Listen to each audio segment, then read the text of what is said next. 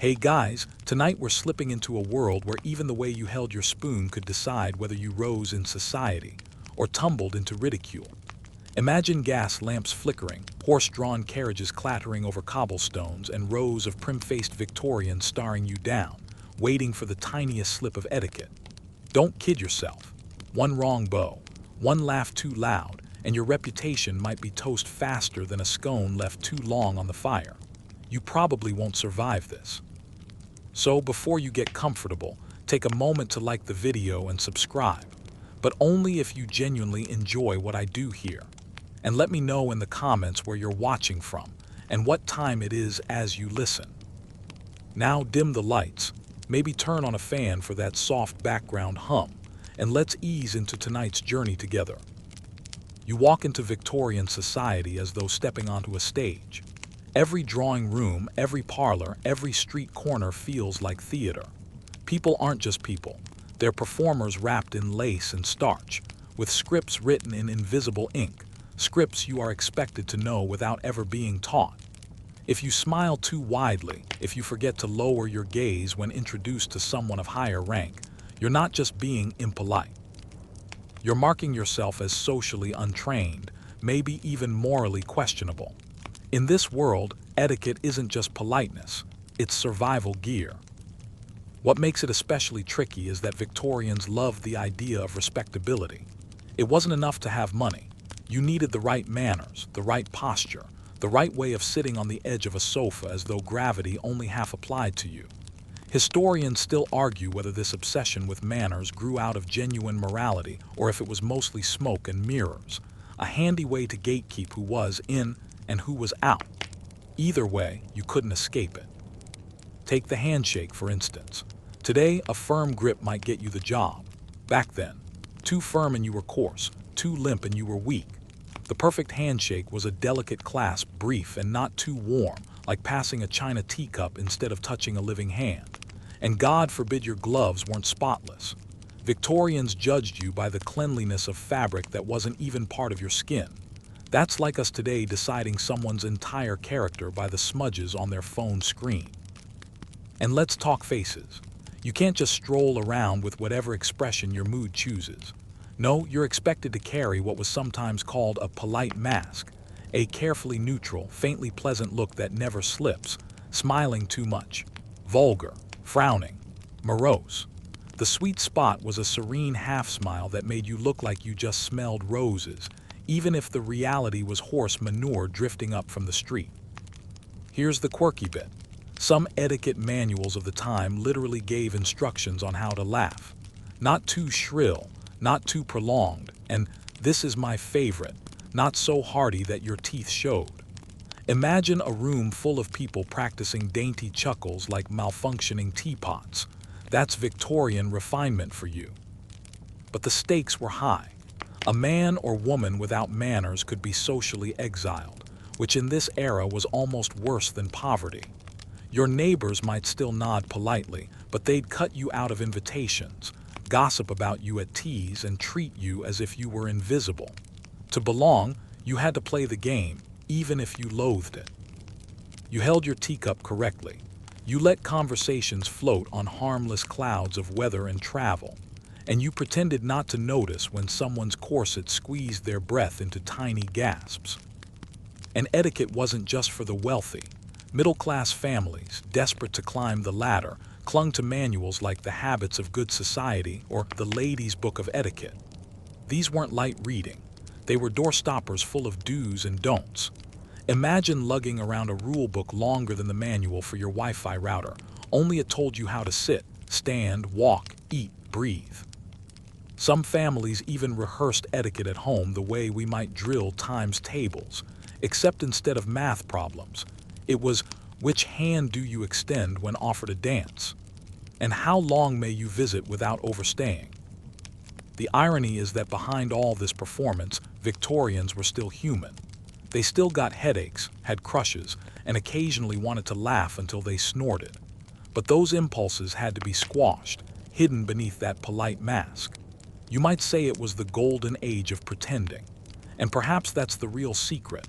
When everyone's pretending, The line between real and fake blurs until even you forget which side you're on. And here's your little reality check. Imagine trying to survive 1 week of this. No slouching on the couch. No grabbing a sandwich with your hands. No yawning without delicately shielding your mouth with lace or gloved fingers. If you're anything like me, you'd be publicly ruined by Wednesday and banned from every polite circle by Friday. Still, in that candlelit world, the polite mask was a kind of armor. It let you glide through drawing rooms, avoid conflict, and, at least on the surface, keep society glued together. That's the paradox of Victorian etiquette, a rigid cage but also a shield. You find yourself standing at the threshold of a grand townhouse in London, clutching a small rectangle of stiff card.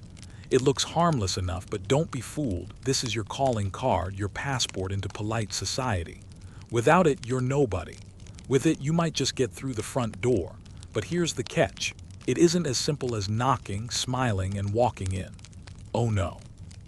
The Victorians turned the very act of paying a visit into a choreography of rules that could make a modern-day passport check look like a game of hopscotch. Picture it, you approach the shiny brass knocker, trying not to sweat through your gloves. Do you rap 3 times or 4? Too timid and you're overlooked. Too bold and you're presumptuous. Once the door creaks open and the butler appears, stone-faced of course, you hand over your calling card on a silver tray. And here, where the performance begins. If the mistress of the house is in the mood to receive, your card is taken upstairs. If not, the butler might quietly lose it, and you'll be turned away at the threshold, your hopes of tea and polite chatter dashed. In a way, the butler is the true gatekeeper of the social universe, deciding who ascends the staircase and who vanishes into the night. Now the real kicker. You don't even get to visit when you want. You wait for the right calling hours, usually a narrow window in the late afternoon when ladies sat in their drawing rooms like queens on thrones. Arrive too early and you're gauche, too late and you're an inconvenience. Historians still argue whether this rigid timing was really about order, or if it was simply a way to keep unwanted guests at bay. Either way, imagine needing a timetable just to say hello to a friend. Here's a quirky tidbit. People developed entire systems of folding corners on their cards to send coded messages. A folded upper right corner might mean congratulations, while a folded lower left might mean condolences. Think of it like the Victorian version of emojis, except instead of winking faces, you're folding paper. And heaven help you if you folded the wrong corner. That's not LOL, that's your aunt is dead. You step inside if you're lucky and realize the theater hasn't ended. The drawing room is a stage. You're expected to sit on the edge of the sofa, spine straight, ankles neatly crossed, calling card case visible on your lap like a badge of honor. You may stay exactly 15 minutes, no more, no less. Stay longer and whispers will spread. Did you see how they lingered? Shameless. Leave too quickly and you're cold. It's the Goldilocks game of social timing. What's more, every card you deliver is tracked and reciprocity is mandatory. If you leave a card at Mrs. Pemberton's house and she doesn't return the favor within a fortnight, the silence is deafening. It means she's decided you're unworthy of her circle, and good luck repairing that. One failed exchange and your entire winter of invitations could dry up. Think about how stressful that is. In today's world, if you don't text someone back right away, maybe they shrug it off. In Victorian London, a missed response could sink you socially like an anchor tied to your boots. If you've ever had that creeping fear after leaving someone on read, multiply it by 100, and you'll get a taste of the anxiety these little slips of paper carried. But the absurdity doesn't end there.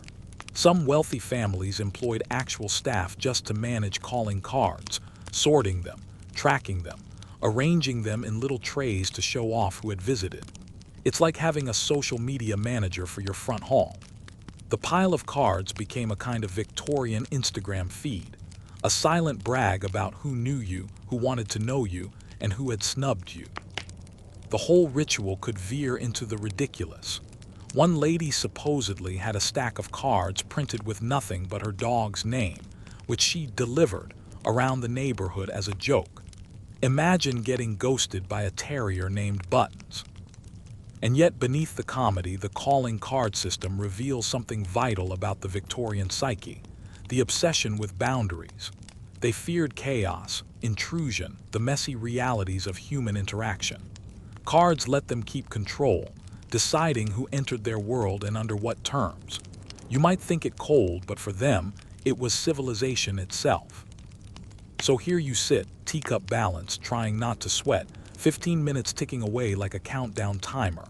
You've handed in your card, you've made your appearance, you've laughed politely at the hostess's joke about the weather.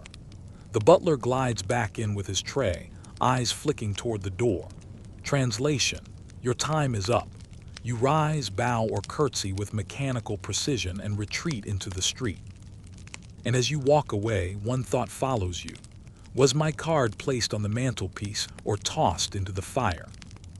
You've survived the ordeal of calling cards, congratulations, but don't relax just yet. Now comes the quintessential Victorian battlefield, the tea table. You step into a drawing room filled with the faint perfume of roses and the clink of porcelain. Sunlight filters through lace curtains, and there it is in the center, a gleaming silver teapot surrounded by towers of scones, cucumber sandwiches, and jam tarts. It looks cozy, harmless even, like a warm hug in edible form. But don't be fooled. Afternoon tea isn't just about food. It's social survival, wrapped in crustless bread and served at precisely 4 o'clock. The hostess is the conductor of this orchestra. Every gesture she makes, the way she pours, who she serves first, how she offers sugar, is read like sacred scripture. And you, perched stiffly in your chair, are a performer in this delicate play. The first rule: never touch the teapot unless you're the hostess. That shining vessel is her scepter, and to reach for it would be an act of treason. You wait, smiling politely, while she asks, 1 lump or 2? And here's the twist. Your answer says more about you than your resume. Too much sugar and you're indulgent, none at all and you're austere. 1 lump is the Goldilocks of Victorian virtue, just enough sweetness, not enough to draw suspicion. Then comes the cup. You cradle it carefully, never looping your finger through the handle, that's vulgar. And for the love of Earl Grey, don't stick your pinky out. Contrary to the modern stereotype, Victorians didn't think the dangling pinky was refined. They thought it looked like you strained a muscle. Instead, the proper way was a subtle, balanced hold, as though the cup might break under the weight of your social blunder. And the food, oh, that's another minefield. Sandwiches are eaten with gloved fingers only if they're bite-sized. Cake requires a fork. Scones demand a knife for spreading jam and clotted cream, and historians still argue whether the jam goes first or the cream. Even today, Cornwall and Devon fight bitterly over that one, so choose carefully. You may be taking sides in a centuries-old pastry war. You take a delicate bite, chew softly, and make polite conversation. And here's the thing. Polite conversation at a Victorian tea isn't really about content. It's about keeping everything light, safe, and beautifully meaningless. Weather, perfect. A recent concert, ideal. A friend's scandalous divorce, absolutely not. Your goal is to float words like soap bubbles, pretty, fragile, and gone before anyone has time to poke them. But don't be fooled into thinking it's all harmless. Beneath the soft murmur of teacups, rivalries simmer. One arched eyebrow, one veiled remark, and the room tightens like a corset laced too tight. Victorians mastered the art of the backhanded compliment, the genteel insult disguised as kindness. Oh, what a charming gown. How clever of you to make it last another season. Ouch. You're smiling, but you're bleeding inside. Here's a quirky tidbit. Etiquette manuals sometimes warned against eating too much at tea because it suggested greed or lack of self-control. Ladies were expected to nibble like sparrows, even if they were starving. Men, meanwhile, were allowed a little more enthusiasm, but not much. One poor fellow was ridiculed in a gossip column for devouring 3 scones in quick succession, forever remembered as Greedy George. Imagine being socially executed over baked goods. And yes, gossip columns were a thing. Society papers thrived on reporting who attended whose tea, who wore what, and who overstayed their welcome. It was basically Instagram stories with more lace and fewer filters. And one wrong move at tea talking too loudly, laughing at your own joke, dropping crumbs, could land you in the papers, branded as hopelessly vulgar. So you tread carefully, laugh lightly, and time your exit with precision. 15 to 20 minutes is polite, 30 is pushing it. As you rise, you thank your hostess with a gentle curtsy or bow, promising how delightful it has all been. Inside, you're starving for a proper meal, but on the outside, you're the picture of restraint. As you step back onto the cobblestones, the scent of scones still clinging to your gloves, you realize the truth. Victorian tea isn't about tea at all. It's about control of yourself, of others, of appearances. You might leave hungry, but at least, for now, you've survived. The tea table fades behind you, but before you can exhale, another battlefield of etiquette looms large: fashion. In Victorian society, clothing isn't just what you wear, it's who you are. Every glove, every ribbon, every button is a coded message about your class, your morals, even your marital status. You don't get to choose your wardrobe for comfort. You choose it for survival.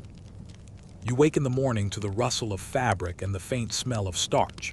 For a Victorian lady, the day begins not with breakfast, but with a corset.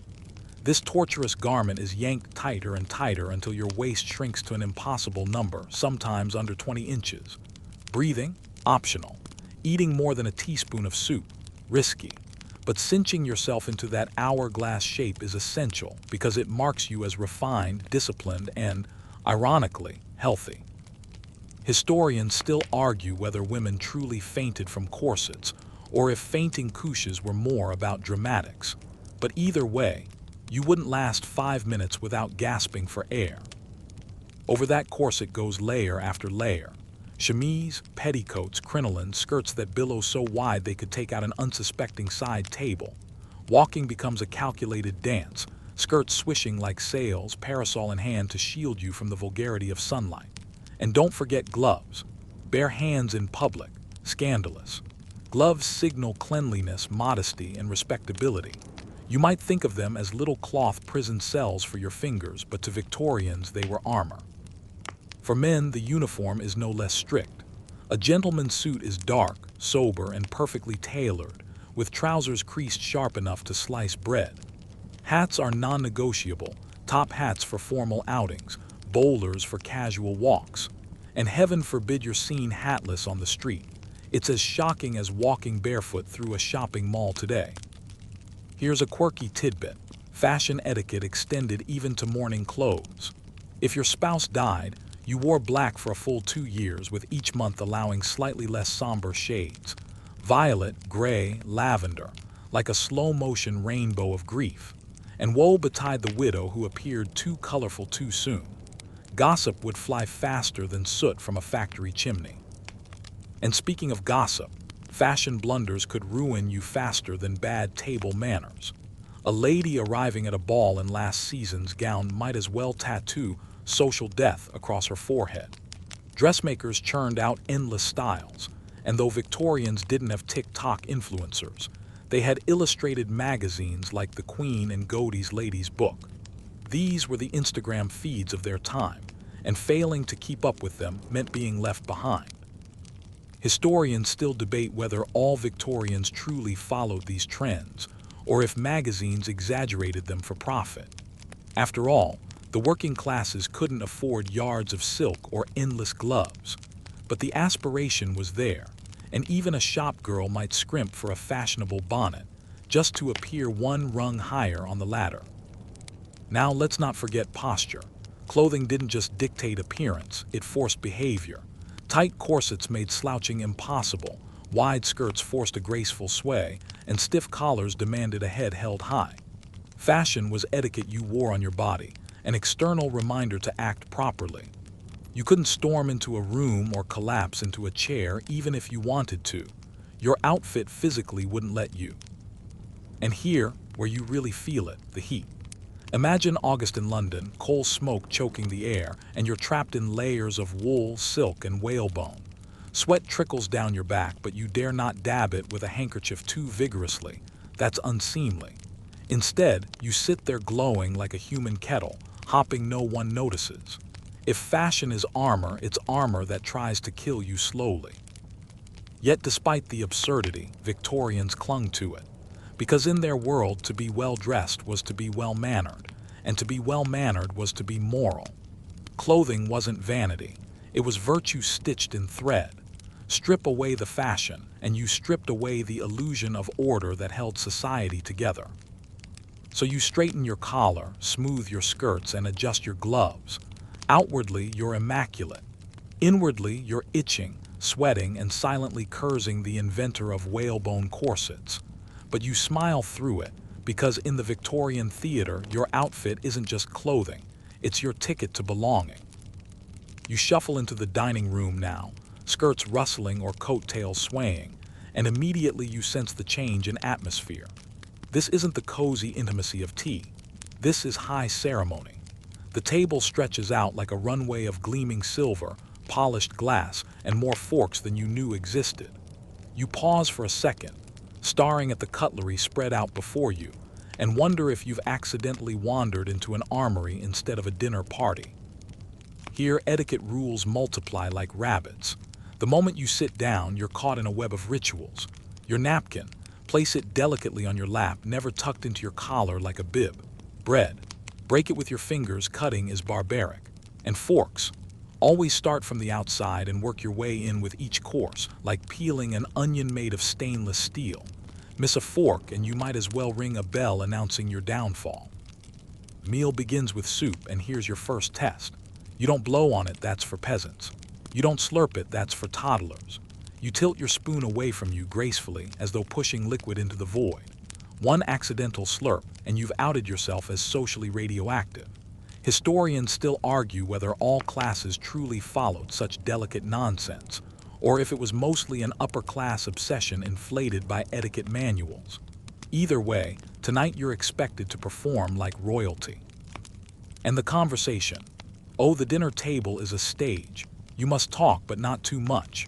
Listen, but not too quietly. The art lies in steering the discussion towards safe topics: literature, travel, the latest art exhibition. Politics, religion, money, absolutely forbidden. If you dared mention the price of coal, forks might freeze midair as though you dropped a dead rat on the tablecloth. Here's a quirky tidbit. There was even a rule for sneezing. If you felt the urge, you had to muffle it delicately into your napkin, turning slightly aside, and under no circumstances should you draw attention to yourself with a loud achoo. One etiquette manual advised that the best sneeze was a whisper of the nose. Imagine living in fear of your own sinuses. As the courses roll out fish, meat, game, puddings, you realize that each bite is booby-trapped with rules.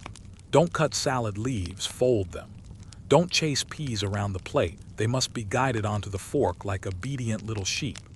Don't lick your knife, even if it's covered in delicious sauce, that's vulgar. Basically, don't eat like a human, eat like a porcelain doll animated by social anxiety. And then there's the wine. Glasses sparkle at each place setting like a chemistry experiment waiting to go wrong. Red with meat, white with fish, champagne at dessert, though of course you don't drink too much. Getting tipsy in polite company is the fast track to humiliation. One Victorian diarist sniped about a dinner guest who grew too merry, nodding with horror that he actually laughed loudly during the cheese course. Scandalous. The seating arrangements themselves are a subtle hierarchy. The highest-ranking guests are placed closest to the host and hostess, while the less important souls are exiled toward the far ends. You might think of it as the Victorian version of a VIP table, except instead of bottle service, your reward is proximity to the best gossip. Of course, servants orchestrate this entire ballet, sliding plates, refilling glasses, whisking away crumbs with the solemnity of priests. Their presence is both essential and invisible. You're not supposed to acknowledge them, let alone thank them. That would break the illusion that everything appears on the table by magic. To notice the effort is, ironically, impolite. And the length of it. Dinners could last 3 or 4 hours, each course dragging on while you smile, chat, and resist the urge to unbutton your collar or loosen your corset. You might long to yawn, but you don't dare. Instead, you nod at the right moments, feign fascination at your neighbor's story about their cousin's piano teacher, and dream of slipping out for a sandwich in the servants' hall. Here's the cruel irony. While you're starving to death at tea, you're slowly drowning in excess at dinner. The sheer volume of food is overwhelming, but refusing too much is impolite. You're caught between gluttony and offense, forced to navigate your plate like a diplomat at a peace conference.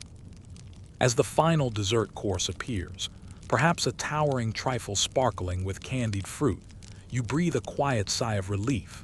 The ordeal is nearly over.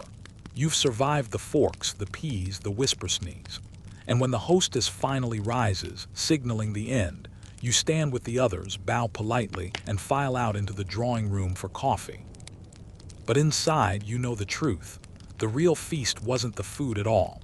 It was the performance, the endless dance of manners that made dinner less about eating and more about proving you belonged. And as you tug discreetly at your too-tight collar, you wonder which was harder to swallow, the roast beef or the rules. You've made it through dinner without embarrassing yourself. Well done. But now comes the trickiest stage of all, romance. Forget roses, chocolates, and casual coffee dates. In Victorian society, courtship is less like falling in love and more like navigating a diplomatic treaty, complete with coded gestures, hovering chaperones, and enough rules to make your head spin. You find yourself in a parlor, music drifting from the piano, the air thick with candle smoke. Across the room stands a young lady, or perhaps a gentleman whom you've been dying to speak to. But you don't just stroll over and say, "Hey, how's it going?" No, no. Here, every glance, every flutter of a fan, every bow is choreographed. To break the steps is to risk scandal, and scandal kills romance faster than moths eat lace. The first barrier, chaperones. A lady never meets a gentleman alone unless she's already married, and even then, tongues wag if the meeting looks too cozy. Mothers, aunts, and even older brothers serve as ever-watchful guards, swooping in to redirect conversations, measure distances between chairs, and ensure that no whispers slip past unmonitored. Privacy is suspicious. Flirtation is risky. Romance is a chess game where your opponent is always watching. So how do you signal interest? Enter the secret language of fans and gloves. A lady might slowly draw her glove on or off to suggest availability, or use the tilt of her fan to whisper entire sentences without saying a word. Fan held high, "Follow me." Fan opened wide, "Yes." Fan closed sharply, "No." It's basically Tinder, but in silk and ivory. Historians still argue how widespread this so-called fan language really was. Some say it was mostly playful invention. Others insist it was taken quite seriously. Either way, you're on edge, watching every flick of the wrist for hidden meaning. And then the holy grail of courtship, the dance. At balls, dance cards hang from ladies' wrists, small booklets where partners sign up for waltzes, quadrilles, and polkas. A gentleman might maneuver all evening for just one slot, and that single spin across the floor could be the highlight of his month. But even here, danger lurks. Too many dances with the same partner and whispers begin. Too much eye contact and you're branded fast. Too little and your interest dies on the vine. Here's a quirky tidbit. Walking together in public, just walking, was considered a milestone of intimacy.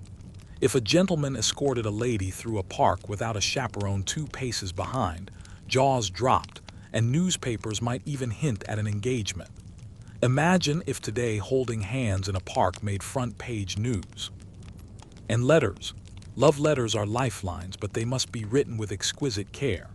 Paper, ink color, even handwriting style are scrutinized. Too passionate and you're reckless. Too plain and you're cold. Some couples exchanged entire courtships, worth of letters without ever daring to speak openly about love in person. That's Victorian romance. Writing pages of poetry about your beloved's eyes, then sitting stiffly across from them in a parlor while discussing the weather. For women, the stakes are brutally high. A gentleman might flirt, dance, even court multiple ladies before choosing, but a woman's reputation could collapse from a single rumor of impropriety. Double standards ruled the game. Men were expected to sow wild oats, though no one said it too loudly, while women were expected to embody angelic purity. The imbalance was glaring, but questioning it out loud. social suicide. Still, beneath all the rigid rules, there's a heartbeat.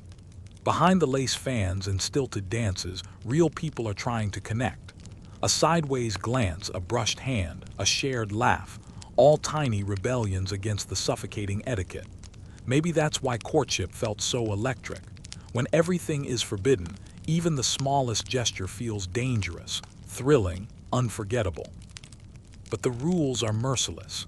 One step too far, one letter discovered by the wrong eyes, one stolen kiss, and you could ruin not just your own prospects, but your entire family's standing. Courtship wasn't about love alone. It was a transaction, a merging of fortunes, a negotiation of reputations. Love was allowed, but only if it behaved. So as the music swells and the dance begins, you hold your partner's hand lightly, careful not to linger too long. You circle the room, whispering nothing of importance, while every glance, every turn of the wrist says what words cannot. And when the dance ends, you bow or curtsy, step back into the crowd, and pray that the chaperones saw only what you wanted them to see. Because in Victorian romance, the greatest skill isn't loving. It's disguising love so perfectly that society applauds, right up until the wedding bells ring. You've danced, you've smiled, you've even survived the deadly game of courtship. But now you start to notice something strange. The rules don't quite apply the same way to everyone. Victorian etiquette, that shiny armor of civility, has a crack running straight through it, the double standard between men and women. Take the idea of purity. For women, it's everything. Your virtue is your currency, your shield, your ticket into respectable society. One rumor of impropriety, walking alone at dusk, laughing too freely, or heaven forbid being seen in a gentleman's carriage without a chaperone, and your reputation collapses like a badly iced cake. For men, the rules are bendier. Gentlemen are expected to be gallant, worldly, even a little adventurous in their youth. Society shrugs at their indiscretions with the weary tolerance of someone sighing, "Boys will be boys." The message is clear. A woman's reputation is made of glass, while a man's is made of rubber. And the restrictions don't stop at romance. In every corner of Victorian etiquette, women are fenced in more tightly. At dinner, a man may dominate the conversation, while a woman is expected to listen, nod, and sprinkle in polite remarks about music or books. A man may walk the streets alone after dark. A woman doing the same risks whispers of scandal, or worse. Historians still argue whether these double standards were universally enforced, but the cultural weight of them shaped behavior nonetheless. Here's a quirky tidbit. Etiquette books often warned women not to laugh too loudly in public. Too much mirth was unladylike, suggesting vulgarity or even loose morals. Men, meanwhile, could roar with laughter in a tavern and be called jolly fellows. So if you ever find yourself time-traveling to the 19th century, keep your giggles soft, your smiles restrained, and your wit delivered in teaspoon-sized doses. Clothing, too, reflects the imbalance. Women's fashion screams restriction, corsets, bustles, layers of fabric making physical freedom nearly impossible. Men, stiff collars, yes, but otherwise far more practical. They could stride across the city, leap onto a horse, or even run if they had to. A woman's dress, by contrast, kept her anchored, contained, and undeniably visible as an object of scrutiny. It's as if etiquette itself was sewn into every scene. And the hypocrisy deepens when you look at morality. Respectable women were supposed to embody angelic purity, existing mainly as guardians of the home. Yet entire districts of London thrived on prostitution, frequented by men who might later bow politely at a dinner party without a flicker of shame. The fallen woman bore lifelong disgrace. The man who paid her simply adjusted his cravat and carried on. That's Victorian logic for you. A moral code written in invisible ink that only applied to half the population. Still, not everyone accepted this without complaint. By the late 19th century, women began pushing back, writing pamphlets, speaking at gatherings, and daring to question why they should be held to stricter standards. Campaigns for women's rights often began not with voting or property, but with etiquette. Why must a lady be silent while a man may speak? Why is her reputation so fragile, his so durable? The very cracks in etiquette became the seeds of rebellion. And yet within daily life, you can't ignore the suffocating pressure. Imagine you're a young woman at a ball, aware that every word, every laugh, every inch of bare skin not covered by lace might tip the scales of judgment. You live in a fishbowl, constantly observed. Men swim freely outside the glass. Women are on display within it. So as you leave the ball, adjusting your gloves under the gas lamps, you realize something sobering. Etiquette doesn't just regulate behavior. It enforces power. It grants men the wiggle room of mistakes while forcing women to balance on the edge of a needle. And the cruelest part, everyone smiles through it, as though the imbalance is not just natural but noble. By now, you've seen the weight of etiquette pressing down on grown men and women, but wait until you peek into the nurseries and schoolrooms. Victorian children were not exempt from this rigid code. In fact, they were its most carefully crafted projects. From the moment a child could toddle, the process of training little humans into polished members of society began. Imagine yourself seated in a stiff-backed chair that's far too large for you, your feet not quite touching the floor. The governess's eyes are on you like hawk talons. Back straight, hands folded, quiet. These aren't just casual reminders, they're survival instructions. Children were expected to embody restraint, discipline, and above all, silence. You don't talk when adults are talking. You don't squirm. You certainly don't question. Mainstream fact. Etiquette manuals from the mid-19th century often included entire chapters devoted to child behavior. They urged parents to break bad habits early, slouching, interrupting, or fidgeting. The idea was that by instilling good manners at home, you prevented future shame in public. A child's rudeness wasn't seen as childish. It was viewed as a direct reflection of their family's moral failure. And no Victorian parent wanted to be the one whispered about in church as raising ill-bred offspring. But here, the quirky side. Children's games sometimes became miniature etiquette lessons. Girls played with dolls not just for fun but to rehearse hosting tea parties, practicing dainty movements and polite greetings. Boys, meanwhile, were encouraged to mimic the adult world of business and politics, complete with toy soldiers or mock debates at school. Even playtime had an undercurrent of social training. Your teddy bear wasn't just a companion. It was a test audience for your future drawing room manners. Yet discipline often bordered on harsh. If you laughed too loudly, you might be corrected on the spot. If you reached for food without waiting your turn, you might feel a sharp rap across the knuckles. Even body language came under scrutiny. Crossing your legs was improper for girls. Sprawling across a chair was unacceptable for boys. Victorian childhood was not a playground of freedom. It was a boot camp for respectability.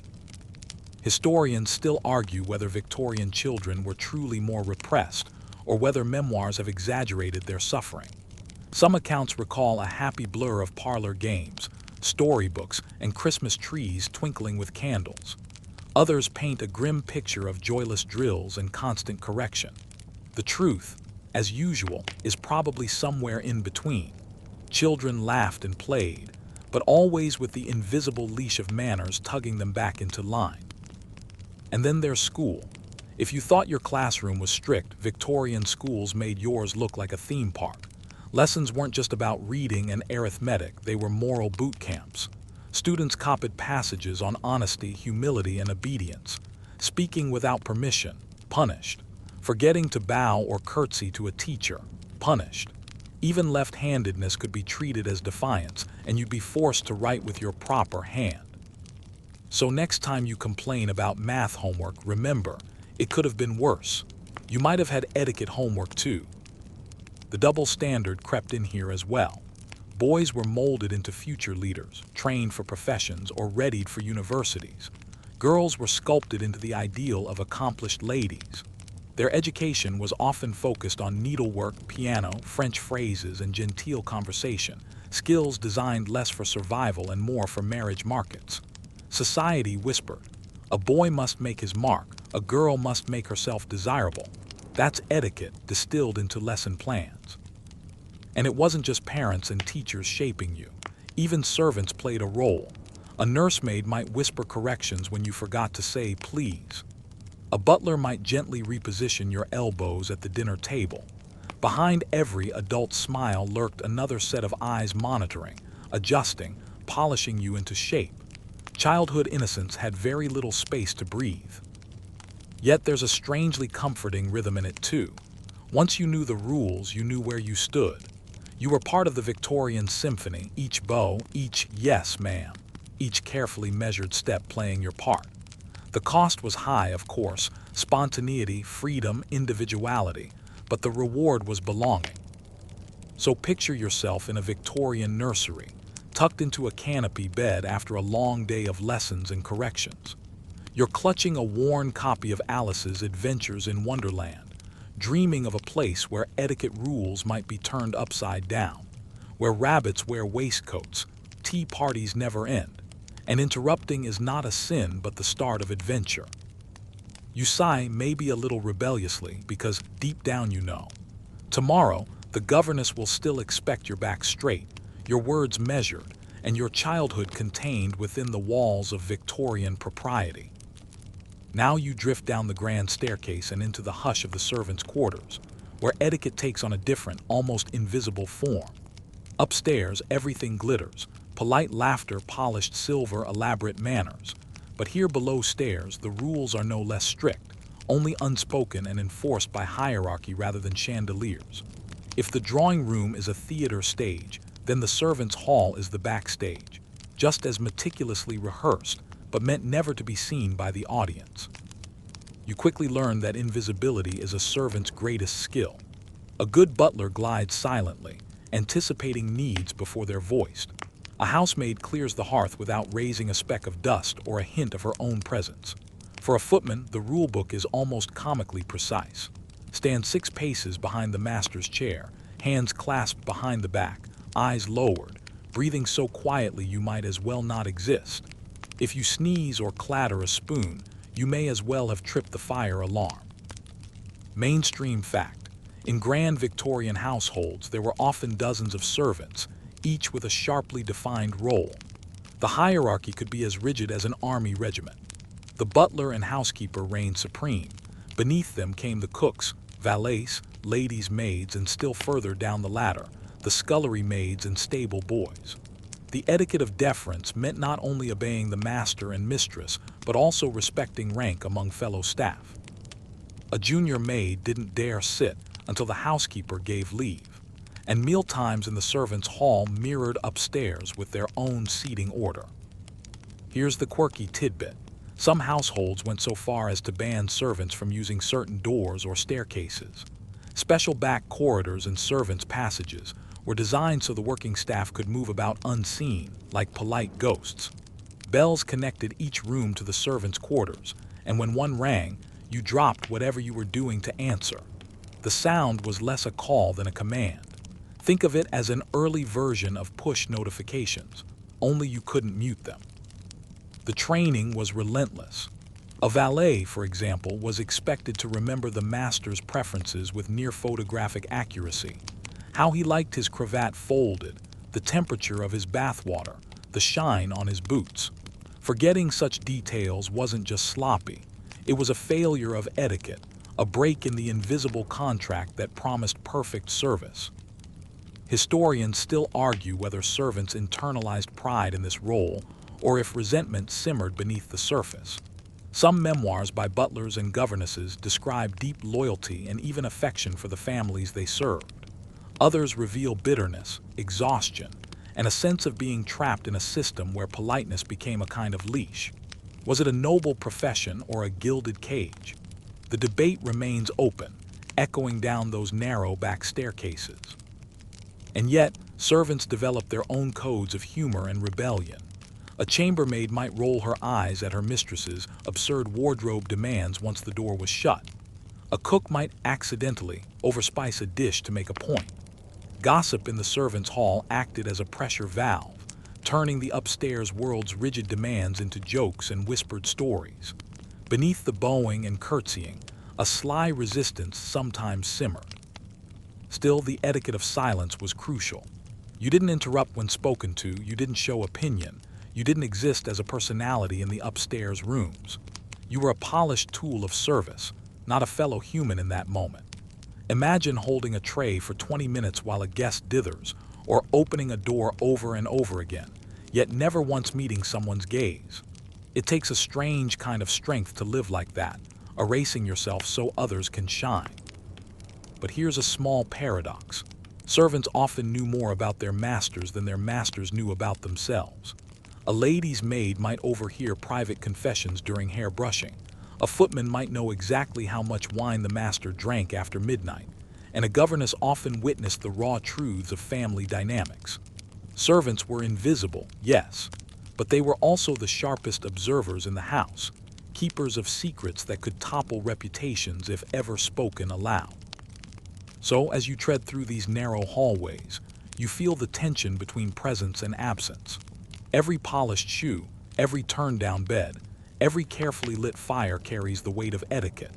Not your etiquette this time, but theirs. One built on invisibility, precision, and silence.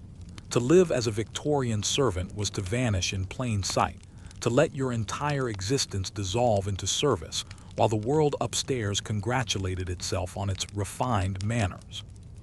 And when you slip back up into the dining room, you realize something strange. All those glittering forks and polished teacups, all those polite bows and whispered conversations, they're only possible because of the silent, unseen etiquette humming beneath the floorboards. The Victorian household is a stage, but it runs on the backs of invisible performers. Without their perfect choreography, the show would collapse. You climb back up into the world of daylight, where etiquette no longer hides in corridors or whispers, but struts openly through streets and gardens. Victorian society wasn't confined to parlors and dining rooms. It spilled out into public spaces, and every moment was still a performance.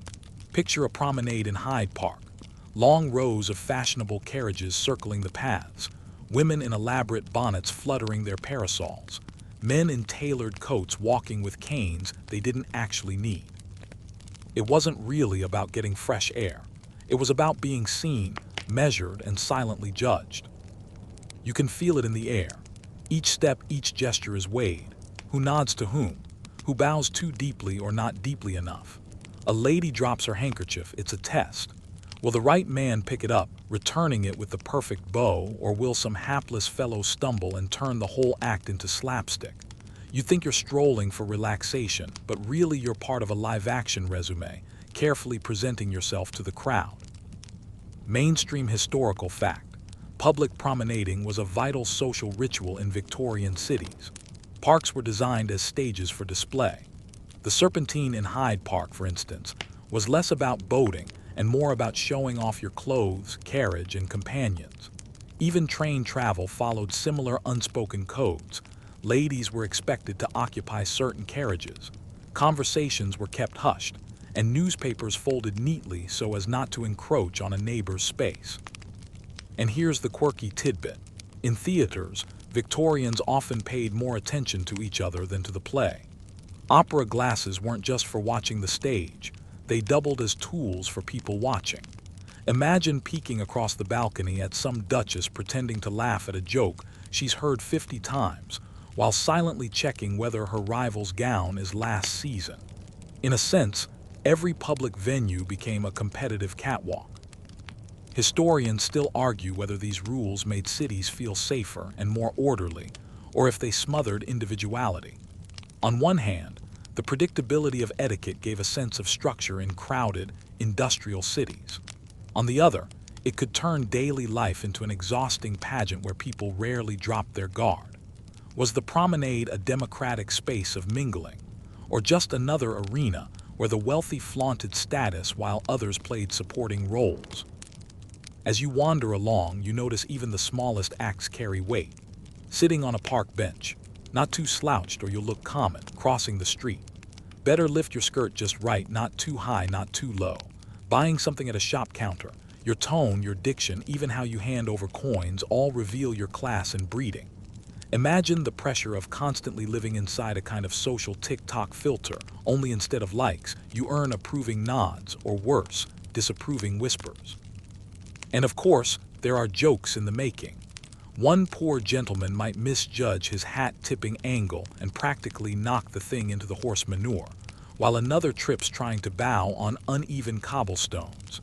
You almost wish someone had invented blooper reels for Victorian sidewalks. Railway etiquette deserves its own nod. By mid-century, trains connected cities, but with them came anxieties. Strangers sitting shoulder to shoulder, sometimes men and women in the same carriage. Proper etiquette guides stressed rules. No starring, no loud talking, no snacking unless discreet. Some books even warned women never to accept sweets from unknown men on trains, apparently a major fear. You can imagine the Victorian version of stranger danger posters. Yet at the same time, train carriages became subtle matchmaking spaces, where an exchanged glance or polite inquiry about a window latch could spark long-term consequences. Public spaces weren't just about the rich. Street etiquette mattered too. A working-class woman might be scolded for walking too boldly, suggesting she was no better than a prostitute. A laborer might be expected to remove his cap when passing a gentleman. Even street vendors knew to pitch their cries with a mix of persistence and politeness, never pushing so hard as to seem rude. The city was a constant balancing act of showing respect, asserting presence, and avoiding humiliation. You begin to realize, everywhere you go in Victorian public life, someone is watching. Not the government with cameras, but your peers, rivals, neighbors, strangers, each with an internal scorecard.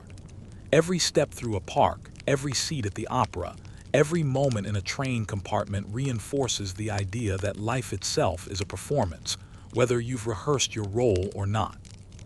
And the irony, Victorians loved it. The park promenade, the evening at the theater, the carefully orchestrated railway journey. They weren't just obligations, they were pleasures.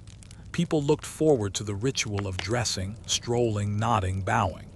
To us, it might feel suffocating, but to them, it was as natural as scrolling a feed or updating a profile picture. So here you are, drifting through a Victorian crowd, your steps measured, your parasol tilted at just the right angle. Every nod is a message, every gesture a declaration. You can't help but smirk at the thought.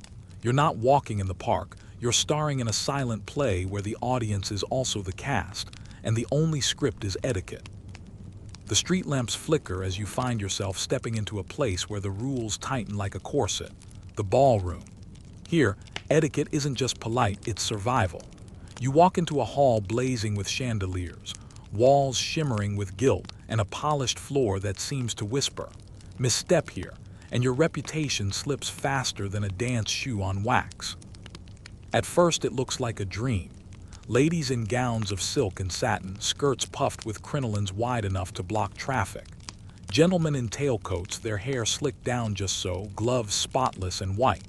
The air hums with violins and chatter. But once you linger, you see it. Every move is calculated. It isn't just a dance, it's a chessboard of manners. Here's a mainstream fact to ground you. Victorian ball etiquette was a labyrinth of rules. Invitations were crucial. You never just showed up. You RSVP'd promptly, you arrived on time, and you bowed or curtsied to the host before you dared take a step further. Ladies wore gloves, which they never removed, even when eating or dancing, except when shaking hands, because a bare hand had its own connotations.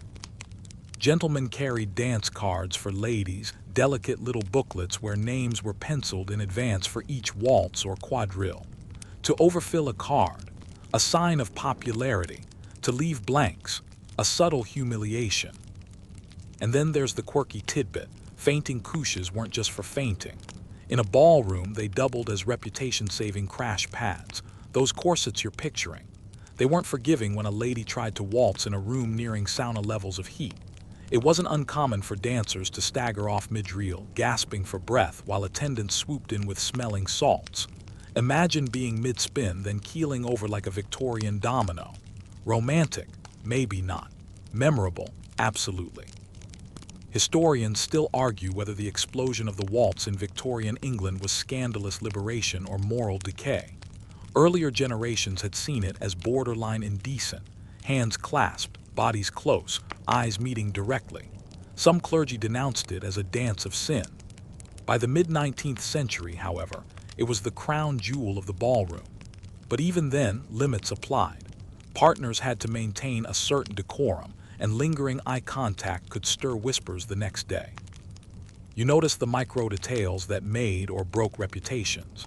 A gentleman who danced too many times with the same lady might find himself suspected of improper attachment. A lady who refused too many offers risked looking aloof, but one who accepted too many risked seeming too eager. Even posture mattered.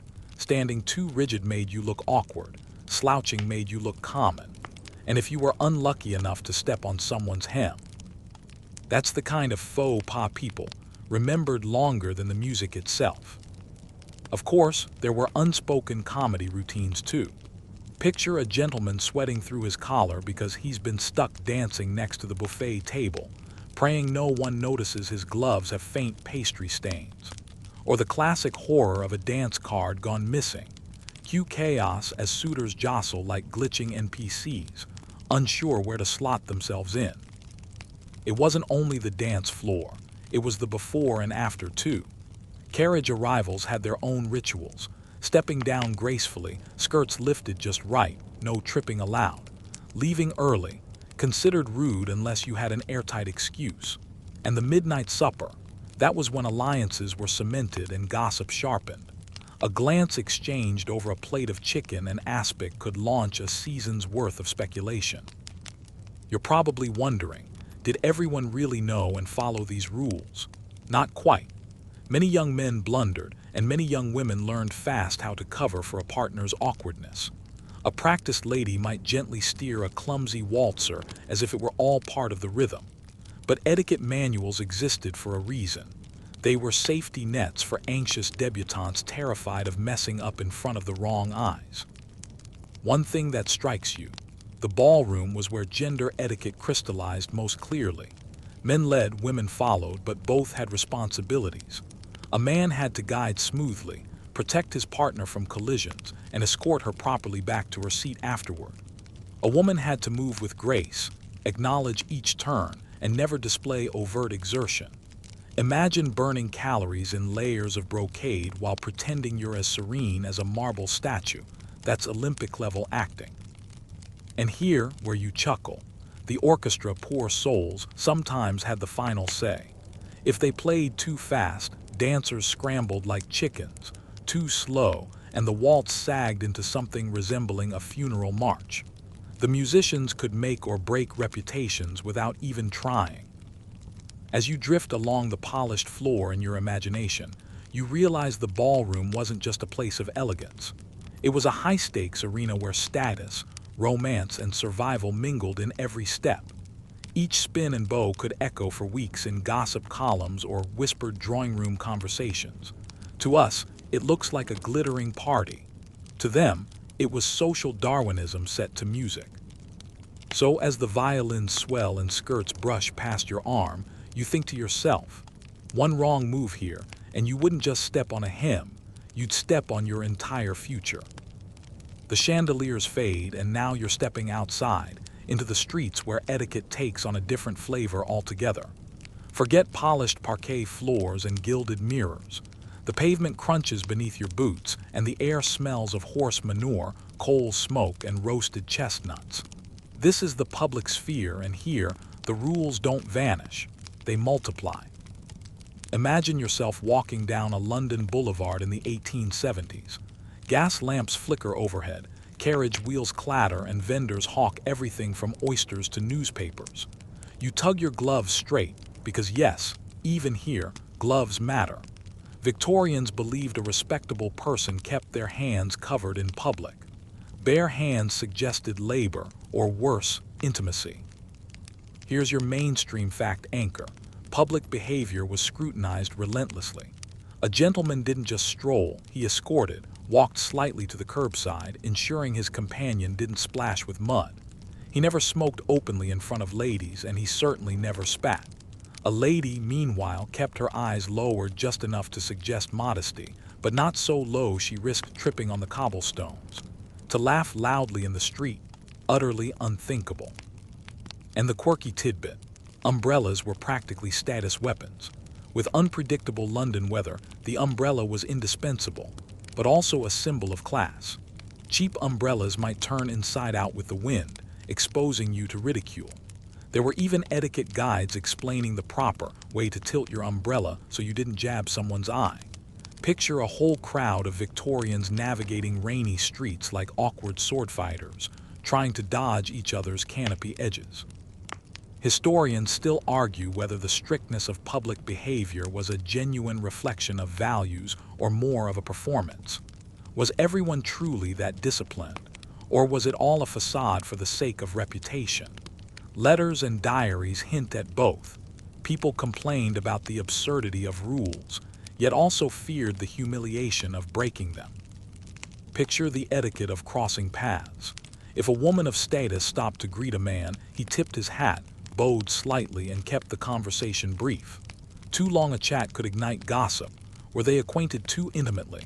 Were they plotting something improper? Meanwhile, lower-class street vendors and working men were expected to vanish into the background, giving way to the better-dressed. The streets themselves became a stage for hierarchy. Of course, jokes write themselves here. Imagine a respectable lady dodging horse droppings while trying to maintain her dignified stride. One misstep, and all the modesty in the world couldn't erase the smell. Or a gentleman tipping his hat so frequently his arm aches by the time he gets home. Victorian manners were basically an endurance workout disguised as politeness. And then there was public transportation. Omnibuses and trains introduced new challenges. Men were expected to rise and offer their seats to women, though sometimes grudgingly, especially during rush hours. Smoking compartments existed to spare ladies from the stench of tobacco, but woe betide the man who wandered into the wrong carriage and sparked complaints. Meanwhile, etiquette manuals reminded ladies to never speak to strangers during travel, though memoirs suggest rules bent when boredom or flirtation set in. Sidewalks themselves had choreography. Gentlemen walked on the outside, ladies inside. This supposedly shielded women from mud splashes, though skeptics joked it just left men with ruined trousers. Passing acquaintances meant tipping hats and brief nods, while ignoring someone entirely could signal deep insult. Even handshakes were measured. Too firm was aggressive, too limp was weak. Here's something few talk about. The rise of department stores changed street etiquette forever.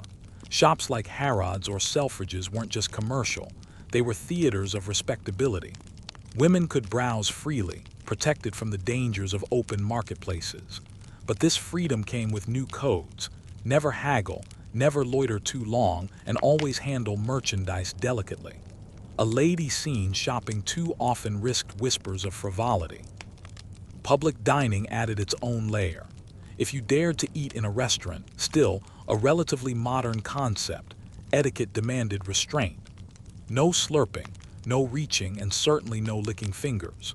Waiters, trained within rigid hierarchies themselves, enforced decorum subtly by hovering until you complied.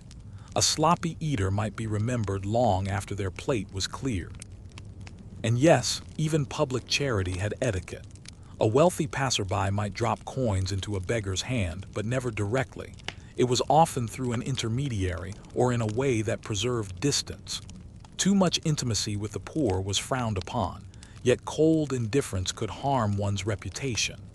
Imagine the mental gymnastics, trying to appear generous without actually getting too close. You begin to notice how much of this street etiquette wasn't about comfort or kindness, but about keeping up appearances. Politeness was a currency, traded for status and protection from gossip.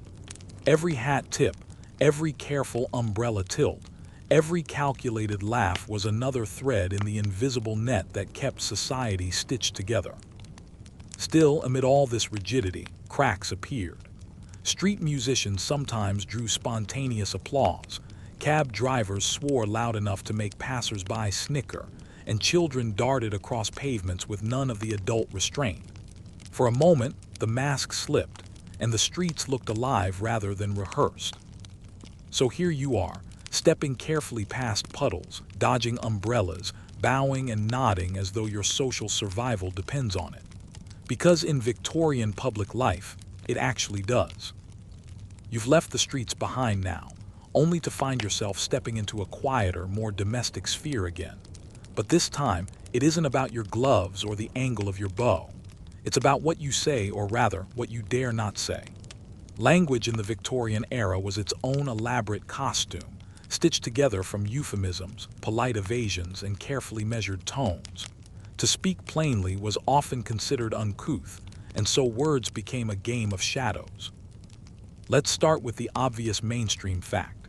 Victorians were notorious for avoiding direct references to bodily functions, sex, or even certain parts of the body.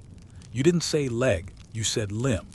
You didn't mention someone, toilet, you referred to the water closet or lavatory. Even furniture wasn't safe from this prudish linguistic net. Calling something a sofa leg might raise eyebrows, so polite society often disguised it as a support. You're essentially living in a world where even furniture has to wear linguistic trousers. Now for the quirky tidbit. The word trousers itself was considered borderline improper in some circles because it drew attention to what trousers covered. Instead, people might speak of inexpressibles. Imagine the mental gymnastics required just to compliment someone's tailor without sounding scandalous. My, those are fine inexpressibles you're wearing. Try that today, and you'll get more puzzled looks than admiration. Historians still argue whether this linguistic modesty was truly universal or exaggerated in hindsight. Some claim the prudery of language was a myth inflated by later writers, while others point to etiquette manuals, letters, and novels filled with euphemisms as proof of its stranglehold. Perhaps, like all things Victorian, it depended on who you were with and where you were. Think about conversation etiquette at the dinner table. You wouldn't openly discuss politics unless everyone present shared your rank or persuasion. Religion, tread lightly. Illness, best avoided unless absolutely necessary. But curiously, death was acceptable so long as you wrapped it in poetic phrasing. A person didn't die, they passed away or departed this life. Even mourning rituals had their own vocabulary, one drenched in lace and lavender, as though smoothing the harshness of loss with words. Then there were the conversation openers recommended by etiquette books. Perfectly safe topics included the weather, of course, the latest novels, though not too scandalous a novel, or the state of the roads. Imagine trying to charm someone with a heartfelt observation about mud depth on the high street. It's almost comical, yet for Victorians, this was safer than risking offense. Language also shaped gender roles. Men were expected to lead conversation in mixed company but never dominate or boast. Women, meanwhile, were to be witty but not biting, informed but never pedantic. A clever woman had to deploy her intelligence like a feather fan, gracefully, lightly, hinting rather than striking. Too sharp a remark could brand her unfeminine. Too timid, and she risked being dismissed. It was an exhausting linguistic balancing act. But here, where it gets sneakily funny, the avoidance of improper words sometimes created absurdities. Take the piano. In some circles, even the word keyboard was whispered cautiously because it included the syllable key, which, wait for it, sounded suspiciously like key, which in turn could lead someone's imagination toward something vaguely indecent. The domino effect of imagined scandal meant that some people simply referred to playing the instrument.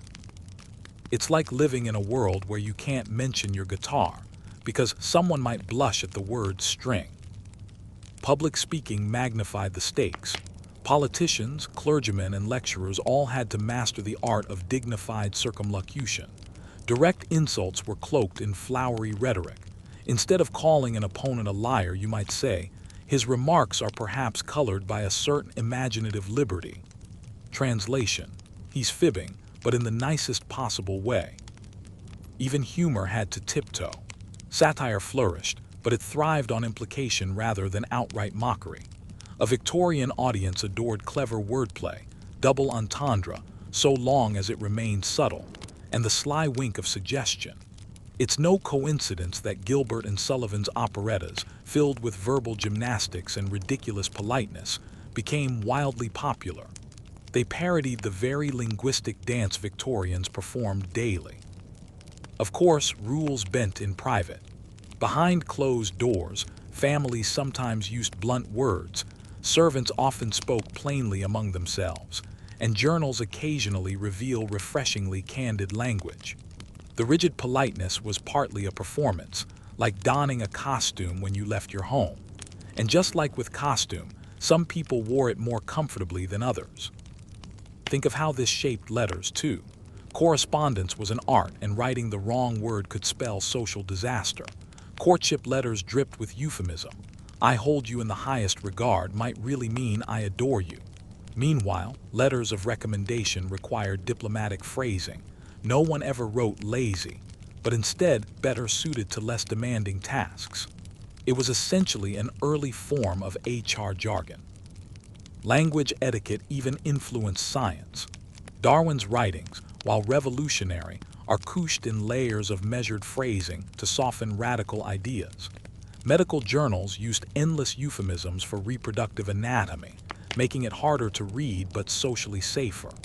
Scholars debate whether this linguistic caution slowed down progress, or whether it simply forced creativity in how ideas were framed. And here's your light-hearted modern callback. Remember the Victorian woman dodging horse droppings in the street.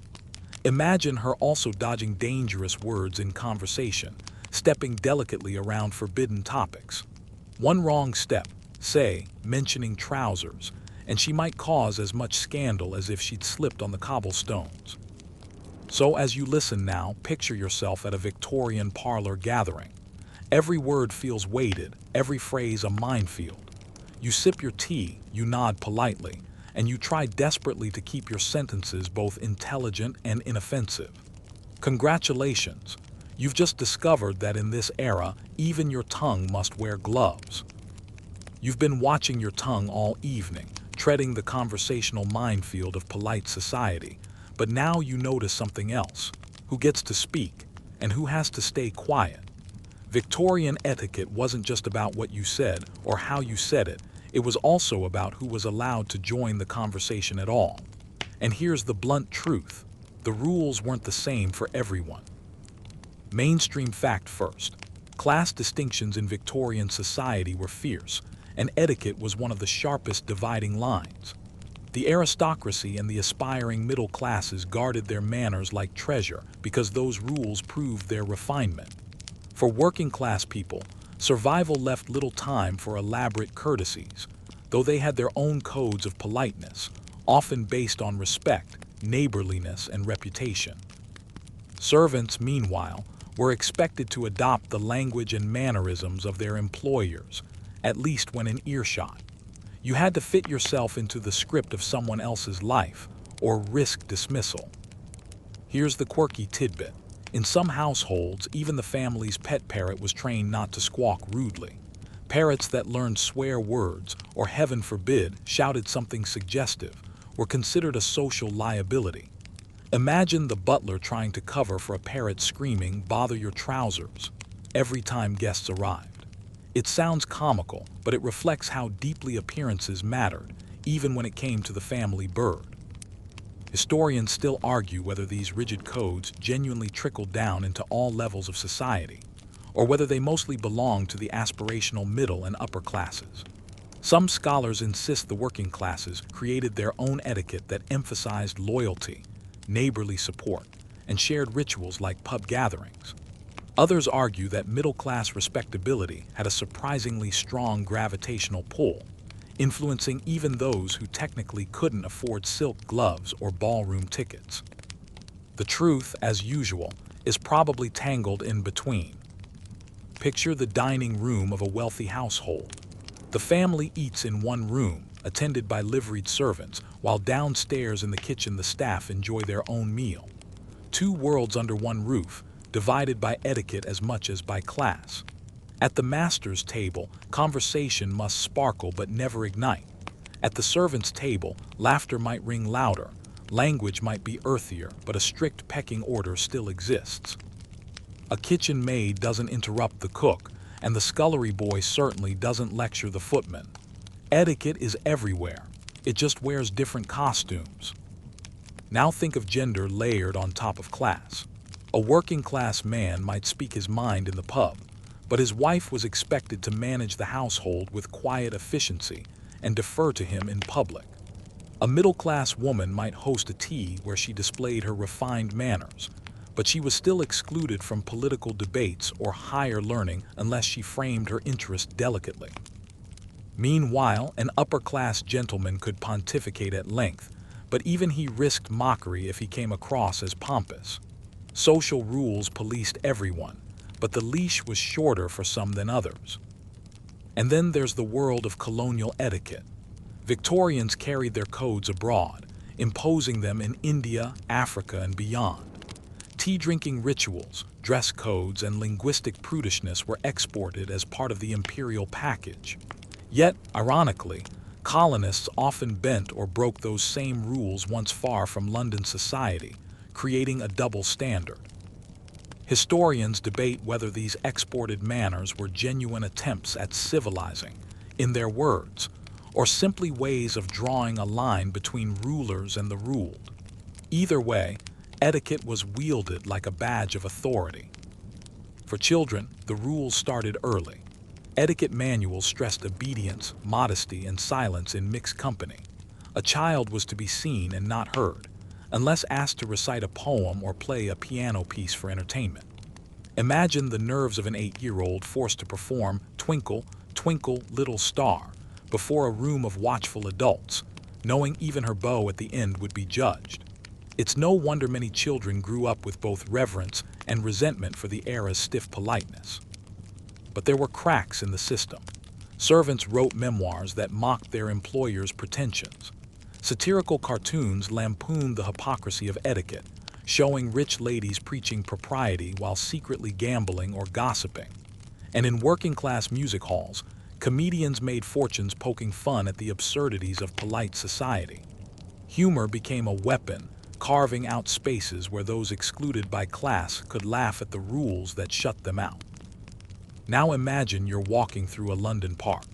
On one bench sits a genteel lady with her parasol, carefully minding her small dog. Across the path, a group of boys kick around a makeshift football, shouting freely. Both groups inhabit the same public space, but their behaviors are policed differently. The lady must not laugh too loudly. The boys must not venture too close. Etiquette defines invisible fences all around them. It's worth noting, too, that race added yet another layer. Victorian Britain's growing population of immigrants and colonial subjects often faced harsh prejudices, and etiquette rules could act as barriers. No matter how finely someone dressed or how perfectly they adopted the manners of polite society, prejudice could still exclude them. That uncomfortable reality reveals etiquette's darker side. It wasn't just about refinement, it was also about power. So as you sit in this era, listening to the clinking of teacups and the murmur of carefully chosen words, notice who isn't speaking. Notice who isn't even in the room. Etiquette, for all its lace and charm, was a gatekeeper. It offered a script for belonging, but only if you were lucky enough to be handed the lines. Everyone else, they were left improvising on the margins. You're at the tail end of your long evening in Victorian society. You've listened, you've watched. You've bitten your tongue when tempted to blurt out something unrefined, and you've probably adjusted your posture so many times your back aches. But before you retreat to bed, there's one last piece of etiquette to consider: the unspoken, lingering rules that followed you even into the quiet moments. Mainstream fact: etiquette didn't just end when the party ended. Letters had to be signed with the correct degree of formality. Mourning clothes had to be worn for exact lengths of time depending on the relationship to the deceased, and even casual visits had to be scheduled and acknowledged with calling cards. There was no off switch. Your life was bookended by ritual, marriage vows in carefully worded scripts, funerals choreographed down to the color of your gloves, and everything in between lined with invisible expectations. Now for the quirky tidbit. Some families hired professional reminder men whose job was to deliver notes about etiquette duties. Forget to leave a calling card after being invited to dinner. The reminder man would quietly tap on your door, a little human alarm clock for your social obligations. Imagine needing a personal assistant just to keep you from accidentally insulting half your neighborhood. It's simultaneously absurd and revealing. Etiquette wasn't just personal pride, it was an ongoing logistical nightmare. Historians still argue whether these unrelenting rules were genuinely embraced by Victorians, or whether most people simply endured them. Some argue the rituals gave structure and meaning to lives otherwise buffeted by industrial upheaval and urban anonymity. Others suggest people were simply exhausted, rolling their eyes behind closed doors while keeping up the public performance. You can almost picture it, corset unlaced, shoes kicked off, someone muttering, "Thank heavens that's over," after the last guest departs. But even as those rules exhausted people, they created a shared rhythm that stitched society together. Everyone knew the choreography: when to bow, when to curtsy, when to laugh politely, when to shut up. And in a world that was rapidly changing, with railways, factories, empire, and science rewriting daily life, that choreography provided a strange sort of comfort. If the world outside was unpredictable, at least you knew exactly how many seconds to hold someone's hand when shaking it.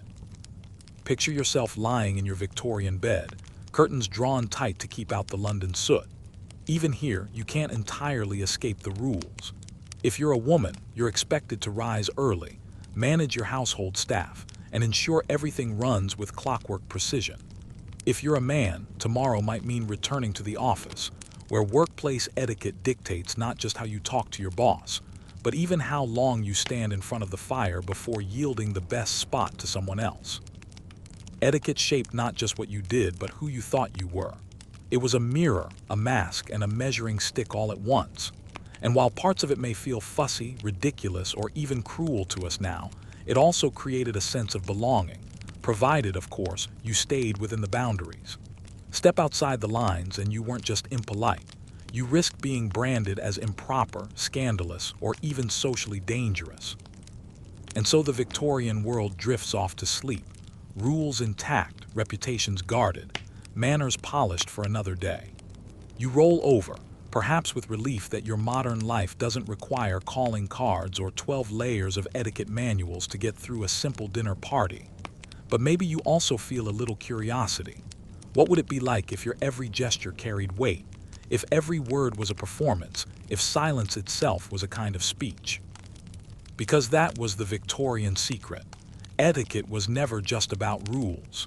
It was about control, identity, and the endless human hunger for order in a messy, unpredictable world. Now the lamps dim, and the murmur of conversation fades into the hush of night.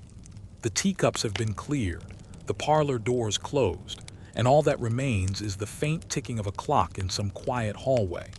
You feel the weight of those rules loosening, as if the stiff collar and gloves are finally set aside.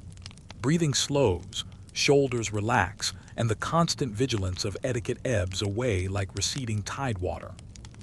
It is easier now to notice the gentler textures, the softness of sheets, the hush of fabric settling, the way even silence feels like it belongs to you again.